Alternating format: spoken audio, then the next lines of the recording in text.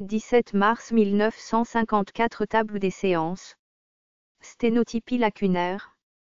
Pour ceux qui n'étaient pas là la dernière fois, je vais situer maintenant le problème et l'utilité de l'intervention de l'article. Zur Einführung des Narzissmus. Vous savez que nous sommes parvenus en un point de notre exposé de la technique. De notre examen des fondements de la technique. Puisque je suis amené à modifier un peu l'ordre prévu de cet entretien, aujourd'hui du fait de la défection de notre ami Liebschütz. Leclerc, je serai donc peut-être amené, ce qui ne sera peut-être pas plus mal, à court-circuiter un peu certaines notions. Que je suis d'habitude amené à vous répéter, à presque vous seriner, dans le dessein de les faire entrer dans vos catégories. Et mieux encore dans vos habitudes de pensée. Comment pourrions-nous résumer le point où nous sommes parvenus? Je me suis aperçu cette semaine, et je ne peux pas dire sans satisfaction, qu'il y en a quelques-uns d'entre vous qui commencent à s'inquiéter sérieusement de l'usage systématique que je vous suggère ici depuis un certain temps, d'une référence fondamentale aux catégories du symbolique et du réel. Vous savez que c'est en insistant sur cette notion du symbolique et en vous disant qu'il convient de toujours et strictement en partir.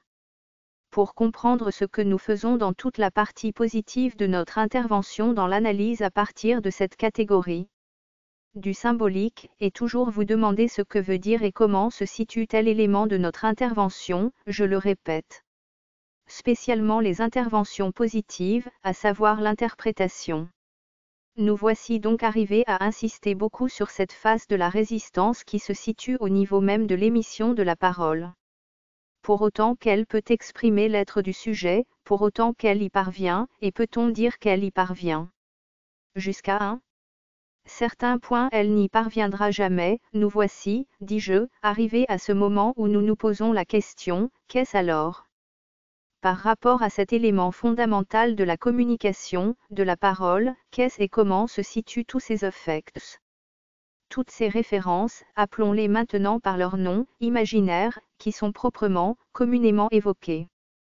Quand on évoque, quand on veut définir l'action interpsychologique du transfert dans l'expérience analytique. Vous avez bien senti que ça n'allait pas de soi. Il est là du dos de la parole, en tant que quand la parole est donnée, les deux sujets, le locuteur et l'allocutaire, si vous voulez. Pour ce qui est de la parole pleine, de la parole en tant qu'elle vise, quelle forme cette vérité s'établissant dans la reconnaissance de l'un.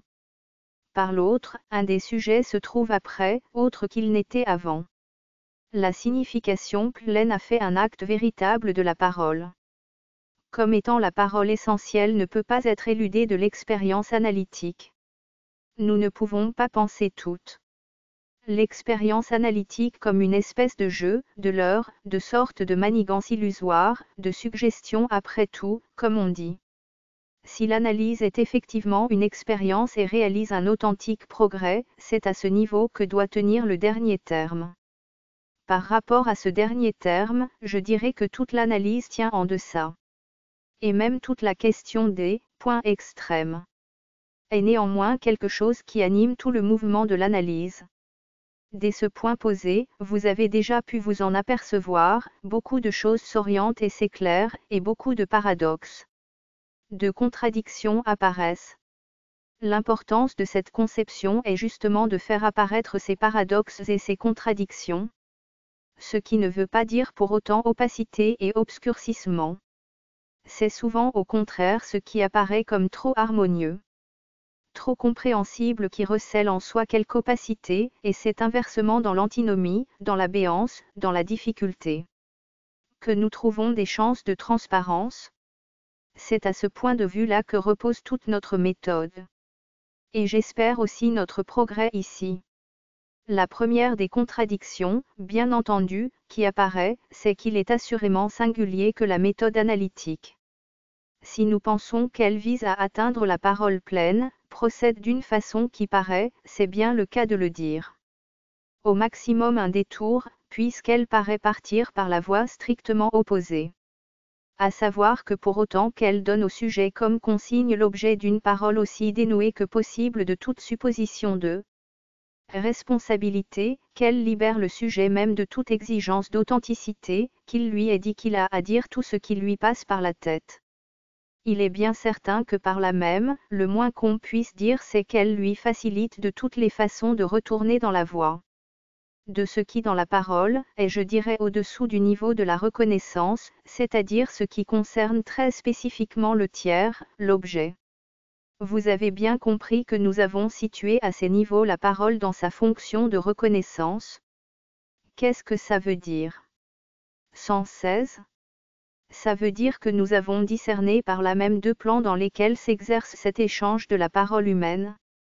Le plan de la reconnaissance de la parole en tant qu'elle lie entre les sujets, ce pacte par où les sujets eux-mêmes sont transformés, sont établis comme sujets humains et communicants. Et l'ordre du communiqué qui peut se situer lui-même à toutes sortes de niveaux, depuis le niveau de l'appel, de la discussion à proprement parler, de la connaissance, voire même de l'information, et qui en dernier terme tend à réaliser quelque chose qui est l'accord sur l'objet. Vous sentez que le terme d'accord y est encore, mais que l'important est de savoir dans quelle mesure est mis l'accent sur un objet. C'est-à-dire quelque chose qui est considéré comme extérieur à l'action de la parole, que la parole en somme signifie et même, en dernier terme, exprime. Bien entendu ceci, ce terme, objet, nous ne l'envisageons que dans sa référence à la parole, est quelque chose qui est d'or. Et déjà partiellement tout donné par toutes sortes d'hypothèses qui ne sont pas toutes des hypothèses conformes à la réalité. Dans ce système objectal, ou objectif, et en y intégrant toute la somme de préjugés qui constituent une communauté culturelle. Jusqu'à y compris des hypothèses ou voire les préjugés psychologiques depuis les plus élaborés par le travail scientifique, jusqu'aux plus naïfs et aux plus spontanés, qui ne sont certainement pas sans communiquer largement avec les références proprement scientifiques, et même jusqu'à les imprégner. Voici donc le sujet invité, par la voie dans laquelle la consigne langage, à très précisément se livrer en tout abandon au système. C'est-à-dire à ce qu'il détient et possède aussi bien système scientifique sur le plan de ce qu'il peut imaginer comme tel, sur le plan des connaissances qu'il a prises de son état, de son problème, de sa situation, que des préjugés les plus naïfs, sur lesquels reposent ces illusions, y compris ces illusions névrotiques, pour autant qu'il s'agit là d'une part importante de la constitution de la névrose. Il semblerait à vrai dire, et c'est bien là qu'est tout le problème, ou que cette voie est mal choisie, ou que, si pour quelque raison on ne peut pas en choisir d'autres, on voit mal comment le progrès s'établirait dans cet acte de la parole, sinon par la voie d'une conviction intellectuelle, qui pourrait se dégager de l'intervention à proprement parler éducatrice, c'est-à-dire supérieure, enseignante, qui viendrait de l'analyste. Et en fin de compte c'est cela qu'on vise quand on parle d'un premier état. D'une première phase qui aurait été, la phase intellectualiste, de l'analyse. Tout au moins telle qu'on se l'imagine. Vous pensez bien naturellement qu'elle n'a jamais existé, mais elle a pu exister dans l'insuffisance des conceptions qu'elle se faisait alors d'elle-même. Mais ça ne veut pas dire qu'on faisait réellement au début de l'analyse des analyses intellectualistes. Puisque les forces qui étaient authentiquement en jeu étaient bien là dès l'origine. Que si d'ailleurs elles n'avaient pas été là, l'analyse n'aurait pas eu l'occasion de faire ses preuves, de s'introduire comme méthode évidente d'intervention psychothérapique. Mais l'expliquer ainsi est très important, car vous voyez que ce qu'on appelle intellectualisation, en cette occasion est tout à fait autre chose que simplement cette connotation qu'il s'agirait de quelque chose d'intellectuel. Ce quelque chose d'intellectuel est présent dans toute la conception ultérieure de la conception que nous pouvons avoir de l'analyse, et il ne s'agit jamais après tout que de théorie, de compréhension de ce qui se passe dans l'analyse. Et mieux nous comprendrons, analyserons les divers sujets de ce qui est en jeu, mieux nous arriverons à distinguer ce qui doit être distingué et unir ce qui doit être uni. Plus notre technique sera efficace. C'est ce que nous essayons de faire. Donc il doit bien s'agir de cet intervalle qui est donné, entre le point de mire idéal à cette action essentielle de parole, et les voies par lesquelles nous passons. Il doit y avoir quelque chose qui explique, d'une autre façon que par elle, endoctrination, l'efficacité des interventions de l'analyse. Nous savons tout cela, c'est quelque chose que nous ne, pas aujourd'hui. C'est précisément ce que l'expérience a démontré être particulièrement efficace dans l'action du transfert. Seulement, c'est là que commence l'opacité. Car aussi bien qu'est-ce, en fin de compte, que ce transfert. Vous voyez qu'ici la question est d'une nature différente. Nous avons compris que dans son essence le transfert efficace dont il s'agit, c'est tout simplement l'acte de la parole. Chaque fois qu'un homme parle à un autre, d'une façon authentique et pleine. C'est un transfert au sens où il se passe quelque chose qui change littéralement la nature des deux êtres en présence. Il s'agit là d'un autre transfert, du transfert de cette fonction d'abord qui s'est présentée comme non seulement problématique, mais comme obstacle dans l'analyse, à savoir que quelque chose qui se passe sur le plan imaginaire, et pour lequel a été forgé tout ce que vous savez. Répétition des situations anciennes. Répétition inconsciente. Mise en action d'une action qui peut être considérée comme une réintégration historique, réintégration d'histoire. Mais dans le sens contraire, à savoir sur le plan imaginaire, à savoir la situation passée étant vécue dans le présent à l'insu du sujet. Pour autant que la dimension historique est niée, c'est-à-dire à proprement parler comme méconnue, je n'ai pas dit inconsciente. Vous remarquerez, comme méconnue par le sujet. 117. Mais ceci, ce sont des explications, c'est ce qui est apporté pour définir la situation, pour définir ce que nous observons. C'est quelque chose qui a tout le prix d'une constatation empirique assurée et n'en dévoile pas plus pour autant sa raison, sa fonction, sa signification dans le réel. Pourquoi est-ce ainsi ? Vous me direz c'est peut-être là être exigeant, et particulièrement manifester une sorte d'appétit, quant à la satisfaction théorique. Ou après tout certains esprits brutaux désireraient peut-être nous imposer une barrière. D'abord, outre que la tradition analytique. À cet endroit, il doit y avoir des raisons pour ça, ne se distingue pas par une spéciale absence d'ambition, je crois que, justifié ou non, entraîné ou non par l'exemple de Freud, on ne peut guère dire qu'il y ait de psychanalystes qui ne soient tombés à quelque moment sur l'évolution mentale. Cette sorte d'entreprise métapsychologique est à la vérité tout à fait impossible pour des raisons qui se dévoileront un peu plus tard. Pratiquer même une seconde la psychanalyse sans penser en termes métapsychologiques, c'est exactement comme M. Jourdain, qui était bien forcé de faire de la prose, qu'il le voulût ou non, à partir du moment où il s'exprimait. Ceci dit, n'y aurait-il même pas ce fait véritablement structural de notre activité, il n'est que trop clair qu'à tout instant la question se rouvre, de la façon la plus pratique, pour nous de savoir ce que nous devrons considérer qu'est le transfert. J'ai fait allusion la dernière fois à l'article de Freud sur « l'amour de transfert » intégré à ses écrits techniques.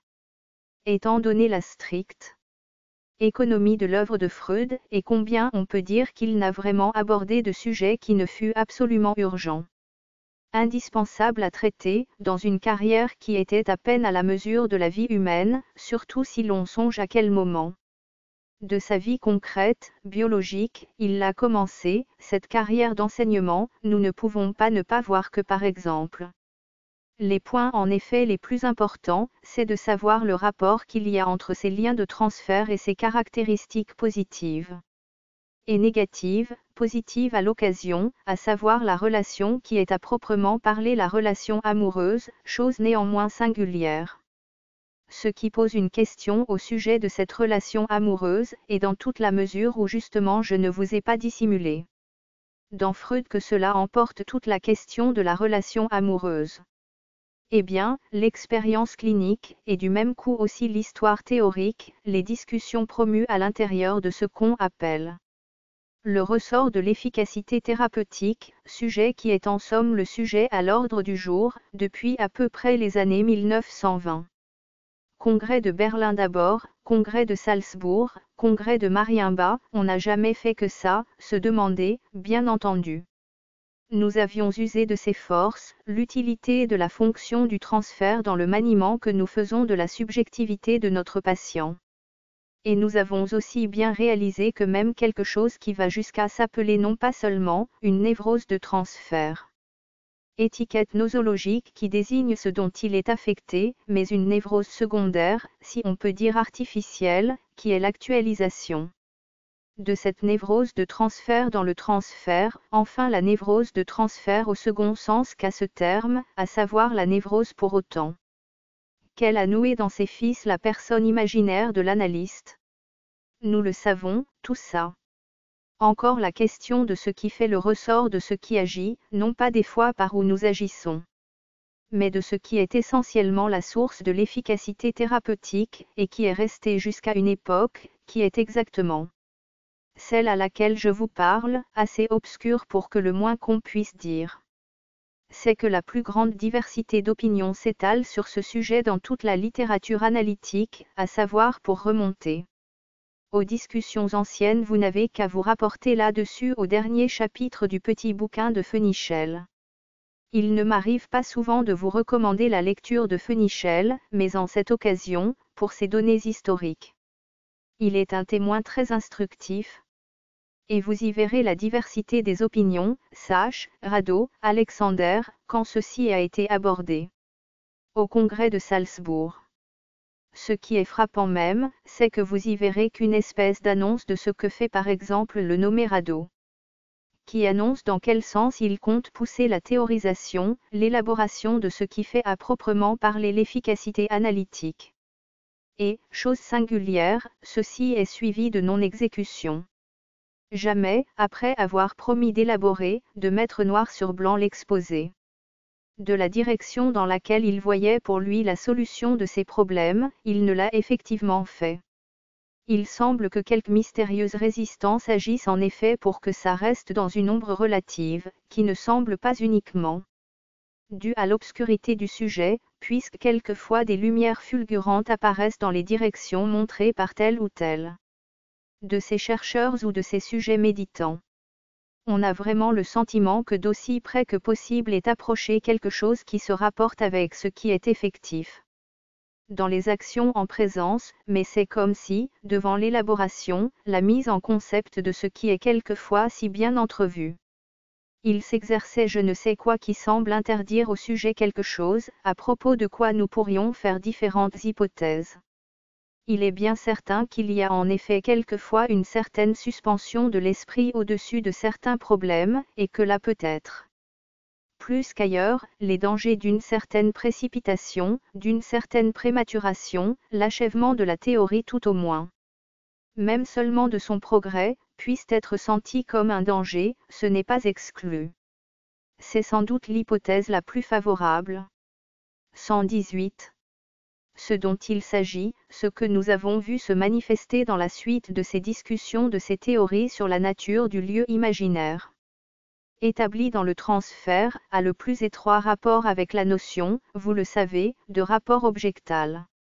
C'est cette notion qui est venue maintenant tout à fait au premier plan et l'ordre du jour de l'élaboration de la notion analytique comme étant féconde. Et vous savez aussi combien sur ce point la théorie est hésitante et combien, pour prendre les choses au point actuel où elles en sont venues, il est extrêmement difficile de savoir. Prenez par exemple la lecture d'un article sur ce sujet. Sur le ressort de l'efficacité thérapeutique, par exemple celui de James Strachevin dans l'International Journal of Psychoanalysis. Article fondamental, c'est un des mieux élaborés, qui met tout l'accent sur le rôle du surmoi. Vous verrez à quelle difficulté mène cette conception et combien autour de ce repère fondamental, et pour le soutenir. Pour le rendre subsistant, viable, le nombre d'hypothèses supplémentaires que le dit auteur, Strachey, est amené à introduire. Par exemple, la distinction entre la fonction de surmoi qu'occuperait l'analyste par rapport au sujet, et cette précision qu'il s'agit d'un surmoi parasite.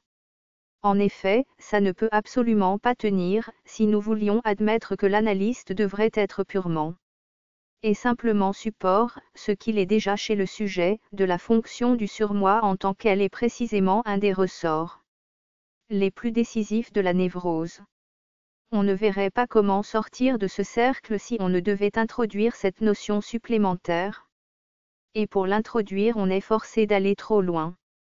On le voit dans l'article de Strachey, c'est-à-dire pour que le surmoi puisse être un surmoi parasite, il faut que ce soit passé entre le sujet analysé et le sujet analyste une série d'échanges, d'introjections et de projections, qui nous portent très spécialement au niveau des mécanismes de constitution des bons et mauvais objets, qui a été abordé dans la pratique de l'école anglaise par Mélanie Klein, et qui n'est pas lui-même sans présenter le danger d'en faire renaître sans repos. C'est sur un tout autre plan toute la question des rapports entre l'analysé et l'analyste, c'est-à-dire non pas sur le plan du surmoi, mais sur le plan du moi et du non-moi, c'est-à-dire très essentiellement sur un plan de l'économie narcissique du sujet. Aussi bien depuis toujours cette question de ce que signifie l'amour de transfert a été trop étroitement liée avec toute l'élaboration analytique de la notion de l'amour elle-même, à savoir de l'amour, non pas de l'amour en tant que héros, la présence universelle, le pouvoir de lien entre les sujets, qui est celle qui est en quelque sorte sous-jacente à toute la réalité dans laquelle se déplace l'analyse, mais de l'amour-passion, tel qu'il est effectivement et concrètement vécu par le sujet comme une sorte de catastrophe dans le domaine psychologique, et qui, vous le savez, pose de toute autre question, très précisément, je devance là, parce que vous aurez à le confirmer. Comment, en quoi cette amour-passion est dans son fondement également lié à la relation analytique. Après vous en avoir dit quelques biens, il faut bien que je vous dise un peu de mal du livre de Fenichel. Il est évidemment aussi amusant que frappant de constater au passage l'espèce de révolte, voire d'insurrection, que semble provoquer chez M. Fenichel les remarques de deux auteurs, extraordinairement pertinentes dans justement leur analyse des rapports de l'amour et du transfert, où ils mettent justement et au maximum l'accent sur ce caractère narcissique de la relation d'amour imaginaire. Comment et combien l'objet aimé se confond, par toute une face de ses qualités, de ses attributs, et aussi de son action dans l'économie psychique, avec l'idéal du moi du sujet. Là on voit curieusement se conjoindre ce syncrétisme général de la pensée de M. Fenichel et cette sorte de voie moyenne, qui est la sienne avec une sorte de répugnance devant le paradoxe, la phobie véritable qu'il y a dans ce type d'amour imaginaire, qui est en fait en somme, bien entendu dans son fond, quelque chose qui participe essentiellement de l'illusion. Et on le voit précisément s'arrêter presque avec une sorte d'horreur qu'éprouve M. Fenichel, voire souvent comme dévalorisée la fonction même de l'amour, alors qu'il s'agit précisément de ça, qu'est-ce que c'est que cet amour, en tant qu'il survient en tant que ressort imaginaire dans l'analyse. C'est quelque chose qui marque une corrélation profonde dans la structure subjective du personnage en question. Eh bien, c'est de cela qu'il s'agit, de ce que nous pouvons repérer comme notion, catégorie, ligne de force, structure, entre la relation narcissique pour autant que nous nous en servons dans la théorie analytique, la fonction de l'amour dans toute sa généralité, et le transfert dans son efficacité pratique. 20 James Strachey, The Nature of the Therapeutic Action of Psychoanalysis, International Journal of Psychoanalysis, vol. 15 1934, pp 127 à 159. Die Grundlagen der therapeutischen Wirkung der Psychoanalyse, Internationales Schrift für Psychoanalyse XX 1935 Reft 4, 1935, p. 485. Trad C. David, La nature de l'action thérapeutique de la psychanalyse, in, interprétation I. Un processus mutatif, monographie de la RFP, Paris, PUF, 1999, 33 à 64. 119. Pour dire là-dessus quelque chose qui vous permette de vous retrouver, vous orienter, à chaque carrefour, entre des ambiguïtés qui se renouvellent, je pense que, si peu que vous ayez pu prendre connaissance de la littérature de la théorie analytique, vous vous êtes aperçu que cette ambiguïté se renouvelle à chaque pas. Il y a plus d'une méthode, je pense vous enseigner comme ça l'introduction de telle ou telle nouvelle catégorie qui permet d'introduire des distinctions essentielles, et qui ne soient pas des distinctions extérieures, scolastiques, en quelque sorte en extension. Pour opposer tel champ à tel champ, multiplier les bipartitions à l'infini. C'est un mode de progrès qui est toujours permis. C'est ce qu'on appelle introduire toujours des hypothèses supplémentaires, mais au contraire un progrès en compréhension. C'est-à-dire mettre en valeur ce qu'impliquent des notions simples, déjà existantes. Il n'y a pas intérêt à décomposer indéfiniment, comme on peut le faire, comme ça a été fait dans un travail excessivement remarquable. Sur la notion de transfert, il y a intérêt à laisser au contraire la notion de transfert dans toute sa totalité empirique. Mais à comprendre aussi qu'elle ait plusieurs faces, qu'elle est plurivalente, qu'elle s'exerce à la fois dans plusieurs registres. Et dans cela qu'introduit le symbolique, l'imaginaire et le réel. Ce ne sont pas là trois champs.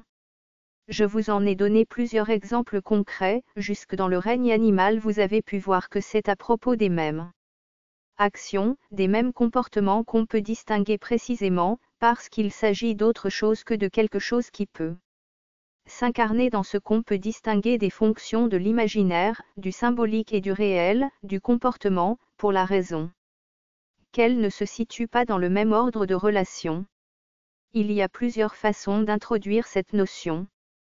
Elle a ses limites, comme tout exposé dogmatique, alors que son utilité est d'être critique, c'est-à-dire de survenir au point où l'effort concret empirique des chercheurs se rencontre avec une difficulté de maniement de la théorie déjà existante. C'est ce qui rend intéressant de procéder par la voie du commentaire des textes. Si notre cher Lipschutz Leclerc, qui a dû amener son petit texte, voulait simplement considérer que même s'il n'a pas complètement élaboré ce qu'il croyait avoir à faire aujourd'hui, s'il nous le donne simplement, cela nous permettra de donner plus aisément la réplique, à propos de sa première lecture des premières pages. Dites-nous simplement par exemple. Pour ce seul fait, cette seule utilité que ce ne soit pas moi qui lise ce texte, ce qui est ennuyeux est que tout le monde ne peut pas avoir lu, la plupart ne l'ont pas lu. Voudriez-vous lire les premières pages de ce texte sur le narcissisme, les points ou les tournants, où vous mettez en relief une articulation de la pensée de Freud? Serge Leclerc. Je n'ai lu que les 10 premières pages. Il faudrait le situer dans son époque, ce qui m'est difficile. On passe dans ces premières pages par plusieurs formulations de la notion de narcissisme. Il élimine tout d'abord la notion de narcissisme comme perversion, c'est-à-dire définie ainsi comme amour de son propre corps, aimé de la même manière que le corps d'un autre. C'est ainsi qu'il définit, qu'il cite tout au moins sans le nommer. Lacan, cela, c'est pour l'exclure. Serge Leclerc. Pour l'exclure, c'est bien ce que je dis. Pour considérer que le narcissisme existe comme forme de la libido dans bien d'autres comportements. On en arrive assez vite, il me semble, à une définition du narcissisme qui est celle-ci. Je reviendrai après peut-être sur les motifs qui l'ont amené à définir ainsi le narcissisme. Le narcissisme serait la libido retirée du monde extérieur et reportée sur le moi. C'est la définition de base, j'ai l'impression, de cet article du narcissisme. Lacan, pourquoi dites-vous, du monde extérieur? Serge Leclerc, Haussmann-Welt. Lacan, Haussmann-Welt dont vous parlez, c'est au moment où il prend la comparaison des pseudopodes, du protoplasma. Serge Leclerc, c'est un peu avant. Lacan, cela l'introduit. Serge Leclerc. Pas exactement. Au fond, ce qui le pousse, si j'ai bien compris cette première lecture, à formuler une théorie du narcissisme, c'est que l'on a été amené à voir, à étudier comment pouvait s'intégrer l'étude de la démence précoce et la schizophrénie dans la théorie de la libido. 120. C'est ça en fait qui lui semble rendre urgente l'élaboration d'une théorie du narcissisme. Et je crois que c'est de ces considérations clinique qu'il part pour différencier le comportement d'abord de ces psychotiques, le comportement des névrosés, hystériques principalement. Et qu'il en arrive justement à cette formulation, qu'il lui semble que la libido qui a été retirée des objets chez le névrosé est investie ou reste libre de s'appliquer à des objets imaginaires ou à des objets tout au moins, oui, des objets imaginaires. C'est ce qu'il appelle le paraphrénique. Il n'en est pas ainsi, dit-il, il semble que le schizophrène ait retiré toute sa libido des personnes et des choses du monde extérieur, sans l'avoir investi dans des fantasmes, dans des objets fantasmatiques. C'est à la suite de cela qu'il en arrive à cette définition du narcissisme comme libido retirée des objets et des choses du monde extérieur et reportée sur le moi. C'est ainsi qu'on en arrive justement à cette distinction qu'il juge fondamentale de la libido des objets et de la libido du moi, dont il dit d'ailleurs que ce n'est qu'une hypothèse. Bien sûr que c'est une hypothèse qui lui semble fondée par les résultats de son expérience clinique sur l'étude des névrosés. C'est là principalement que j'ai été arrêté, pour la question que je vais poser. Lacan, c'est ça, poser en une, ça suffira pour aujourd'hui. Serge Leclerc. Je voudrais l'articuler sur son texte. Je ne voudrais pas la poser en dehors de son texte. En somme, il distingue à la suite de cela de ces considérations, une énergie sexuelle, la libido, d'une énergie du moi. Mais justement, avant d'aller plus loin, il pose deux questions. Il veut tout au moins aborder deux questions, dont la première est celle-ci, que devient le narcissisme dans l'auto-érotisme, qu'il a décrit comme un comportement ou comme une manifestation tout à fait primitive, primaire, de la libido. C'est la première question qu'il pose. Elle est très importante. Il y répondra un peu plus loin. La deuxième question me paraît aussi très importante, c'est celle-ci, ne pourrait-on pas limiter cette distinction ? Je ne veux pas aborder cette deuxième question, puisque c'est à la première qu'il répond. La première, que devient le narcissisme dans l'auto-érotisme ? Il répond qu'il lui paraît nécessaire de distinguer dans l'individu une unité différente du moins puisque, en effet, le moi doit être le résultat d'un processus de développement. Donc le moi lui apparaît déjà comme quelque chose de secondaire. Les pulsions auto-érotiques, par contre. Lacan. Vous permettez ? Je vais citer ce que vous ne citez pas. Ce que vous dites là est tout à fait juste. La question dont il s'agit, celle qu'est en train de vous exposer Lipschutz Leclerc est celle-ci, il y a un rapport entre une certaine chose, X, qui s'est passée sur le plan de la libido et ce désinvestissement du monde extérieur, qui est caractéristique des formes de démence précoce. Ceci étant entendu dans un sens aussi large que vous pourrez l'imaginer.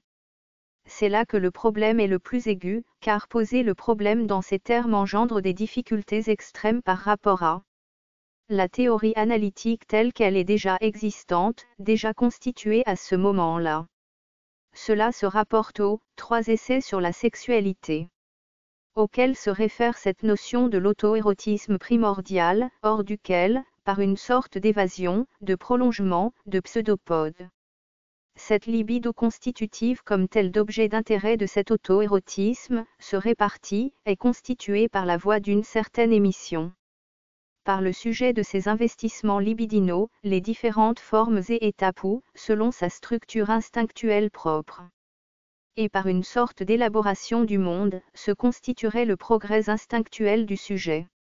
Ceci semble aller tout seul, et de soi, à une étape où Freud a donné de la libido la définition qu'il en a donnée en laissant hors du mécanisme de la libido tout ce qui pourrait se rapporter à un autre registre que le registre proprement libidinal du désir en tant que désir, par lui défini et situé comme une sorte d'extension de tout ce qui se manifeste concrètement comme sexuel. Comme une sorte de rapport dyadique absolument essentiel de l'être animal avec l'Umwelt, avec son monde. Tout est bipolarisé dans cette conception. Depuis toujours Freud a fort bien senti que cette conception n'allait pas. Si l'on neutralisait d'une façon quelconque, si l'on généralisait à l'excès cette notion, il est bien admis que rien n'est expliqué. Rien n'est apporté d'essentiel dans l'élaboration des faits de la névrose, spécialement si l'on considère ceci comme à peu près identique à ce que M. Janet pouvait appeler par exemple la fonction du réel. À l'intérieur des rapports réels ou réalisants, à l'intérieur de toute une série de fonctions qui n'ont rien à faire avec cette fonction de désir, à savoir tout ce qui se rapporte au rapport du moi et du monde extérieur, tout ce qui se rapporte à d'autres registres instinctuels que le registre sexuel, à savoir par exemple ce qui se rapporte à tout le domaine de la nutrition, de l'assimilation, de la faim, pour autant qu'elle sert à la conservation de l'individu comme tel, c'est à l'intérieur de cela, sur le fond plus étendu, plus général, de ces rapports très réels, que se situent les rapports libidinaux, que se situe la libido. Si la libido n'est pas isolée de l'ensemble des fonctions de conservation de l'individu, elle perd toute espèce de sens. 121. C'est justement du fait qu'il se passe quelque chose dans la schizophrénie qui perturbe complètement les relations du sujet au réel. Et qui noie, si l'on peut dire, le fond avec la forme, et qui tout d'un coup pose la question de savoir si la théorie du retrait de la libido ne va pas beaucoup plus loin que ce qui a été à proprement parler défini à partir de ce noyau organisateur, central, des rapports proprement sexuels. C'est là que commence à se poser la question. Elle se pose si bien qu'historiquement elle a déjà été franchie. Je vous le montrerai au moment où nous analyserons le commentaire du cas du président Schreber.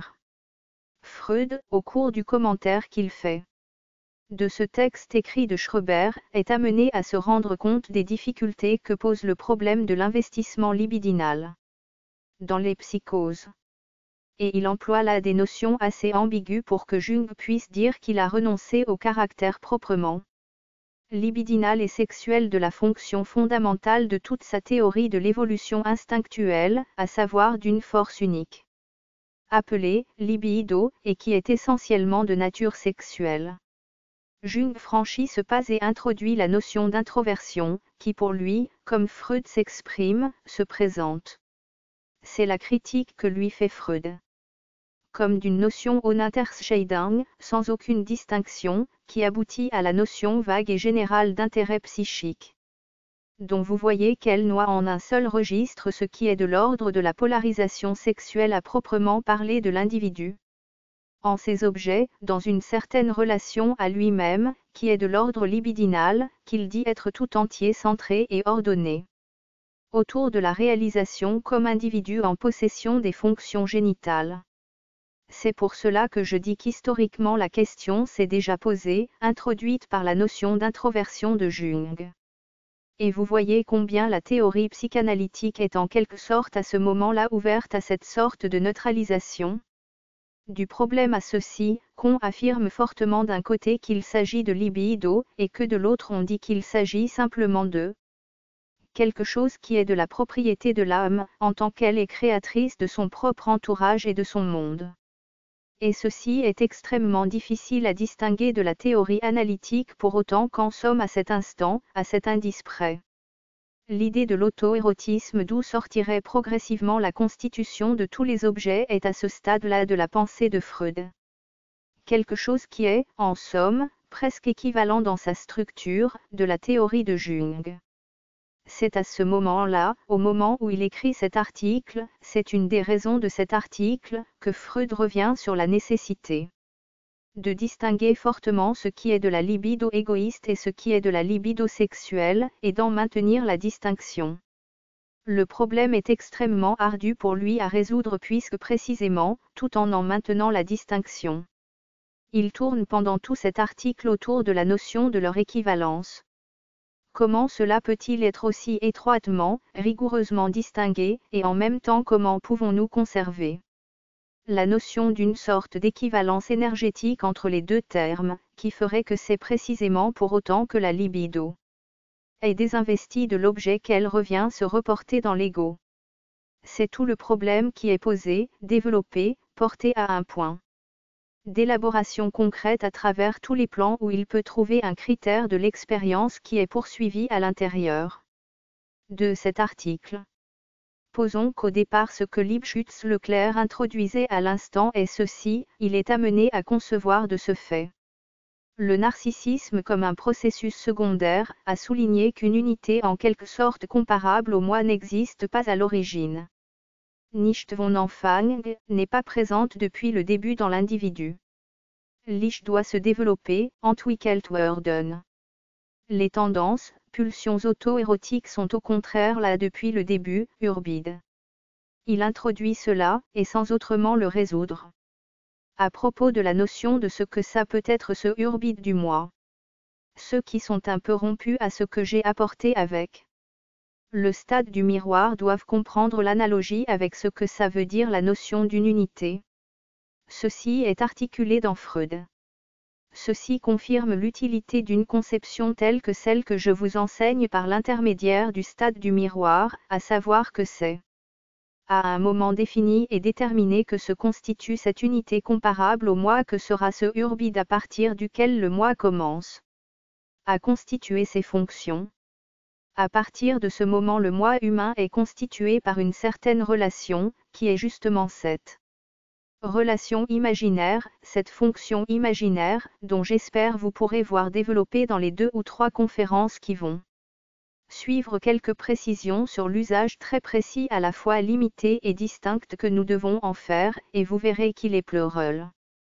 J'ai commencé par le schéma que je vous ai donné l'autre jour à propos de l'image réelle, le bouquet, j'ai commencé à vous donner l'indication de ce que c'est que cette fonction imaginaire, du moins comme contenant de la pluralité du vécu, de l'individu. 122. Mais ça ne se limite pas là, vous verrez pourquoi, justement à cause de cette nécessité de distinguer les psychoses et les névroses. Il y a 2 registres impliqués à ce stade du miroir. Cela, je ne vous l'ai pas encore enseigné, et à la lumière de l'article de Freud. Vous verrez pourquoi ceci est nécessaire, et aussi comment ceci est utilisable, et simplement utilisable.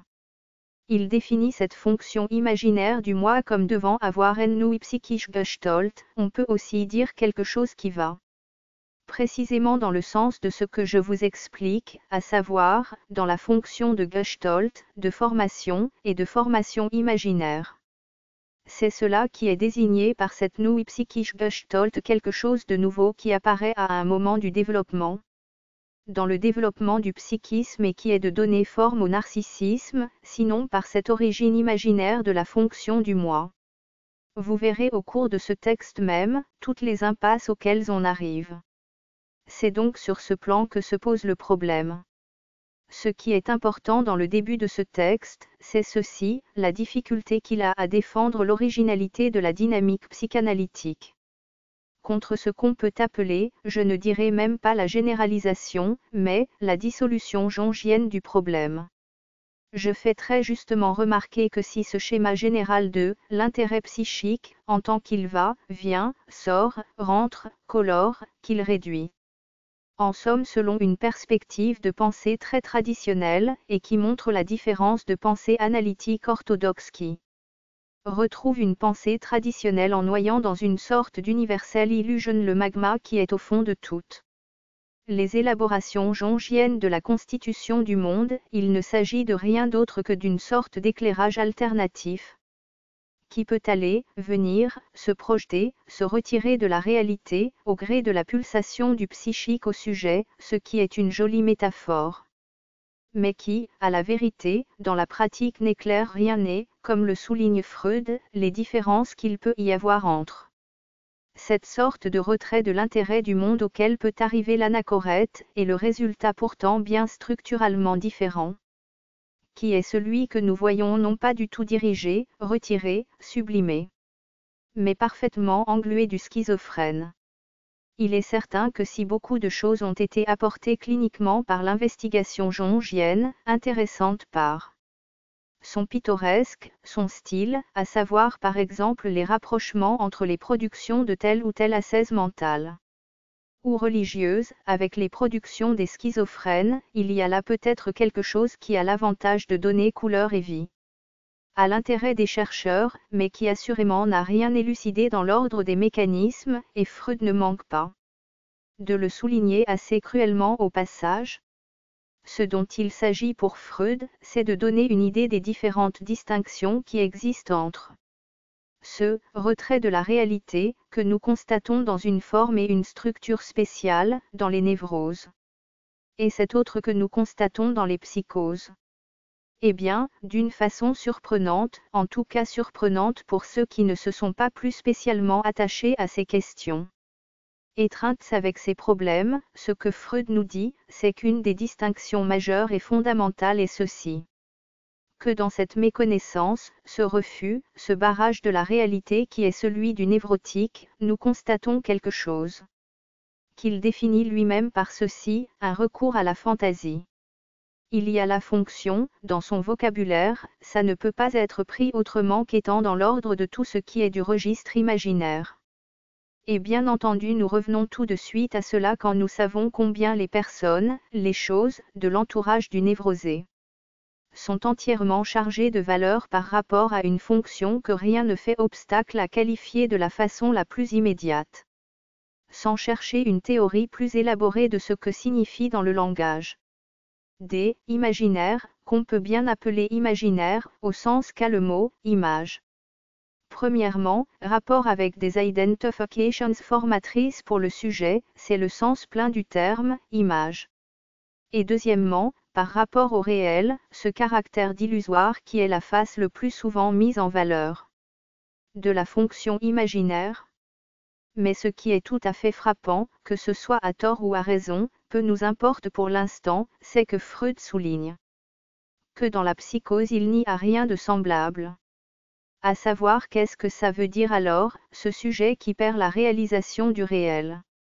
Le psychotique, dont Freud nous dit, c'est assurément cela qu'il souligne, que lui ne retrouve aucune substitution de l'imaginaire. Que c'est cela qui distingue le psychotique du névrotique. Cela peut paraître extraordinaire à un premier aspect des choses.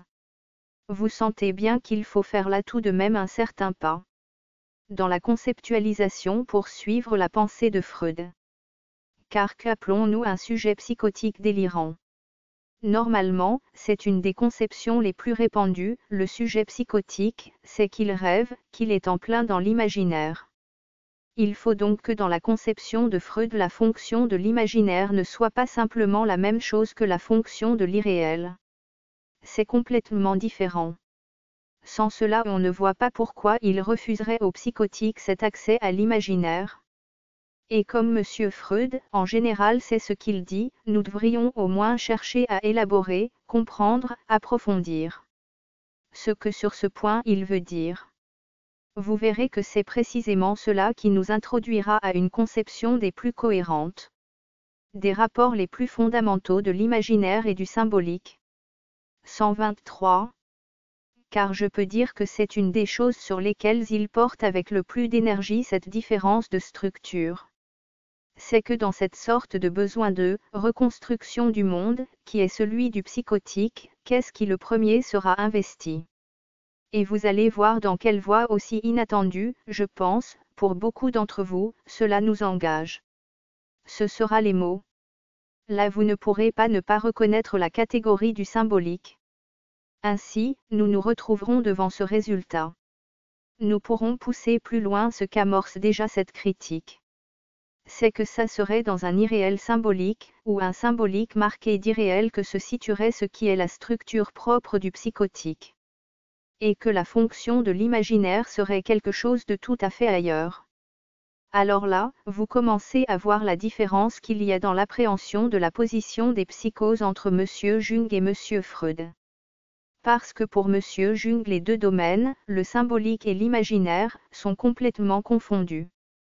Alors qu'une des premières articulations qui nous permettent de mettre en valeur cet article de Freud, c'est une distinction stricte. Vous verrez que cet article contient bien plus d'autres choses encore. Ce n'est aujourd'hui qu'un amorçage de problèmes. Mais après tout, pour des choses aussi importantes, l'amorçage ne saurait être trop lent. Par conséquent, si aujourd'hui je n'ai fait qu'introduire pour vous, comme d'ailleurs le titre même de l'article l'exprime, Einführung, un certain nombre de questions qui ne s'étaient jamais posées, ça vous donnera le temps de mijoter, de travailler un peu. d'ici la prochaine fois. Je voudrais la prochaine fois avoir une collaboration aussi efficace que possible de notre ami Leclerc. Et je ne serais pas fâché d'associer à cela Granoff, qui paraît avoir une sorte de propension spéciale à s'intéresser à l'article de Freud sur l'amour de transfert, qui semble l'avoir frappé. À Granoff, cela pourrait être l'occasion que vous interveniez, en introduisant spécialement cet article. Il y a un troisième article, j'aimerais bien le confier à quelqu'un pour une fois prochaine, et qui est un article qui se situe dans la métapsychologie de la même époque.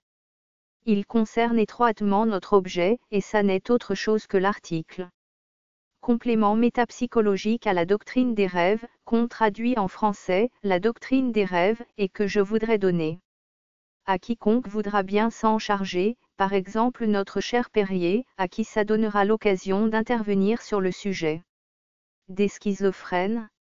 Vous pourrez à l'avance prendre cet article, point de départ que désigne son titre à toutes ces questions que nous avons à peine introduites aujourd'hui.